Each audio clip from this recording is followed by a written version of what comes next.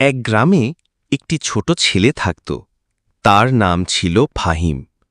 সে প্রায় সময় এক পুরনো আম গাছের নিচে খেলা করত, গাছটায় উঠে বসত, ডালে দোল খেত। গাছটি ছিল তার সবচেয়ে ভালো বন্ধু। দিন যায়, মাস যায়, বছর যায়। ফাহিম বড় হতে থাকে। গাছটি তখনও অপেক্ষা করে ফাহিম কবে আসবে।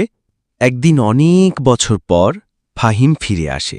গাছটি বলে, এসো ফাহিম, খেলা করো আমার ডালে। ফাহিম বলে, না, আমি বড় হয়েছি, এখন টাকার দরকার, আমাকে সাহায্য করো।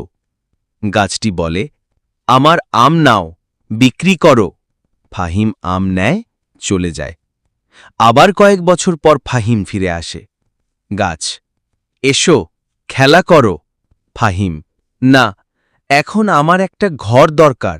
গাছ, আমার ডালগুলো কেটে নাও, ঘর বানাও। ফাহিম ডাল নেয়, চলে যায়। আরও সময় পেরিয়ে যায়। ফাহিম বার্ধক্যে এসে পড়ে। সে আবার আসে। গাছটি তখন শুধুই এক ঠুঠে কাণ্ড। গাছটি ধীরে বলে, আমি এখন কিছুই দিতে পারি না, শুধু এই পুরনো গুঁড়ি। ফাহিম চুপচাপ বসে পড়ে গুঁড়ির ওপর। তুই আমার সবচেয়ে বড় বন্ধু ছিলি, এখন আমি শুধু একটু বিশ্রাম চাই, আর কিছু না।